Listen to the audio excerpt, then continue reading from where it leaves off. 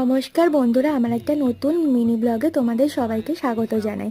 কাল যেহেতু বসন্ত পঞ্চমী সরস্বতী পূজা ছিল, আমাদের বাড়িতেও ওই আমার বইপত্র আর ছোট একটা সরস্বতীর মূর্তি দিয়ে সরস্বতী পুজো হয়। আর মা যোগাযন্ত্র সব করে নিয়েছিল। আমি যখন এই ভিডিওটা করেছি তখন পুজো হয়ে গিয়েছিল, কারণ ঠাকুরমশাই অনেক সকাল সকাল পুজো করে দিয়ে গিয়েছিলেন। আর তখন পুজো হচ্ছিল, আমি কিছুটা ক্লিপ শেয়ার করলাম তোমাদের সাথে।